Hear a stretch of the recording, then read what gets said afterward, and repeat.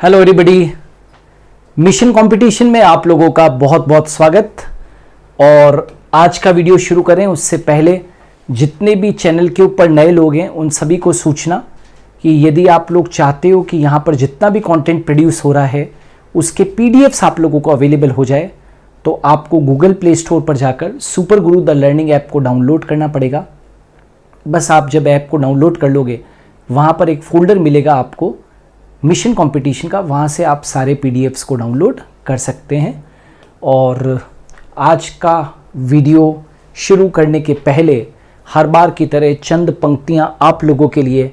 यदि व्यक्ति अपने नैतिक मूल्य खो देता है तो मानो अपना सब कुछ खो देता है।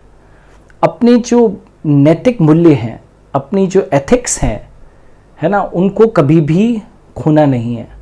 आपको अपनी मोरल वैल्यूज़ के साथ में, अपने एथिक्स के साथ में, अपनी नैतिकता के साथ में आगे बढ़ना है तो जीवन के अंदर आप आगे बढ़ते ही रहेंगे। इन्हीं पंक्तियों के साथ में मेरा आज का वीडियो बेस्ड है सामान्य ज्ञान के ऊपर आधारित प्रश्न बैंक। अभी जो हम लोग कुछ वीडियोस से आप लोगों को जो यहाँ पर अवेलेबल करवा रहे हैं क्वेश्चंस, वो भारत के इतिहास से संबंधित है और क्वेश्चन एग्जामिनेशन में इस तरीके के पूछे जाते हैं। बहुत बहुत इंपॉर्टेंट है, इनकी प्रैक्टिस जरूर कीजिएगा। आज भाग 11 है। कृष्णदेव राय का संबंध किस राजवंश से था? तो वो तुलुव राजवंश से संबंधित है। वापस से बोल रहा हूँ, कृष्णदेव राय का संबंध किस राजवंश से था? तो इंपॉर्टेंट है, प्रश्न पूछा जा सकता है। तुलुव राजवंश से था। बाबर ने अपनी आत्मकथा ताजुके बाबरी किस भाषा में लिखी थी? Very important. बाबर ने अपनी आत्मकथा ताजुके बाबरी, क्या कहा मैंने? बाबर ने अपनी आत्मकथा ताजुके बाबरी किस भाषा में लिखी थी? तो तुर्की भाषा में लिखी थी। याद रखना, कौन सी भाषा में लिखी थी? तुर्की भाषा में लिखी थी। हुमायूं नामा बहुत बहुत बहुत इंपॉर्टेंट, वेरी वेरी इंपॉर्टेंट।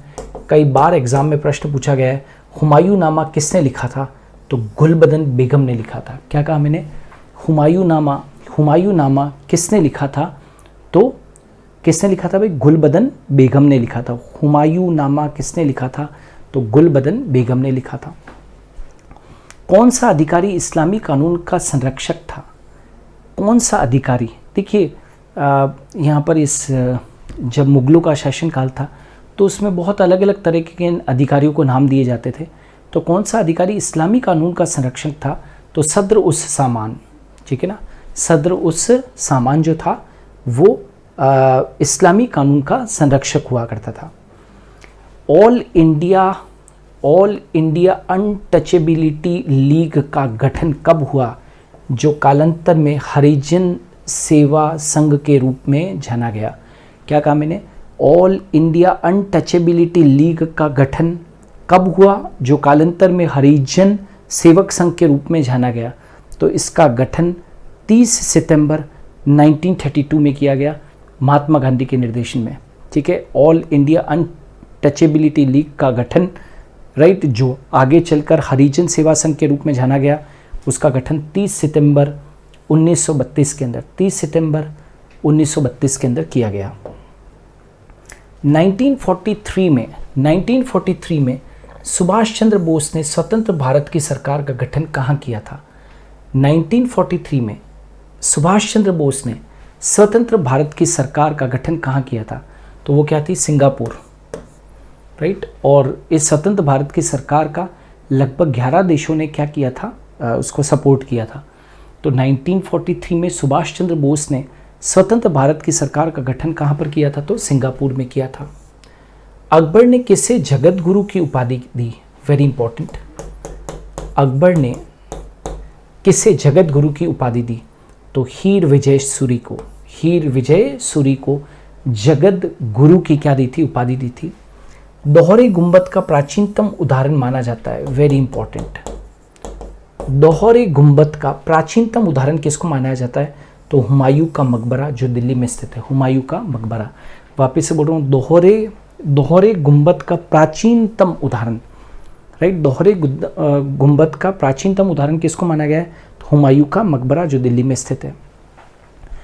कौन मुगल सम्राट चित्रकला का उत्कृष्ट मर्मज्ञ था? Very important again. कौन मुगल सम्राट जो था वो चित्रकला का उत्कृष्ट मर्मज्ञ था? तो वो कौन था? जहांगीर था। किसने राम सीता के अंकन से युक्त सिक्के चलवाए? वो कौन सा शासक था जिसने कि राम सीता के अंकन से युक्त सिक्के चलवाए? तो वो कौन था? अकबर था भाई। कौन था भाई? अकबर। ग्रंथ अनवर ए सुहेली फारसी अनुवाद है किसका? ग्रंथ अनवर ए सुहेली फारसी अनुवाद है किसका?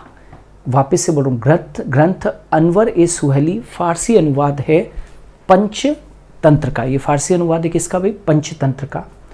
एतमाद उद्दौला, एतमाद उद्दौला, क्या कहा मैंने? एतमाद उद्दौला का मकबरा किसने बनवाया था? तो वो नूरजहां ने बनवाया था। ठीक है, एतमाद उद्दौला का मकबरा किसने बनवाया था?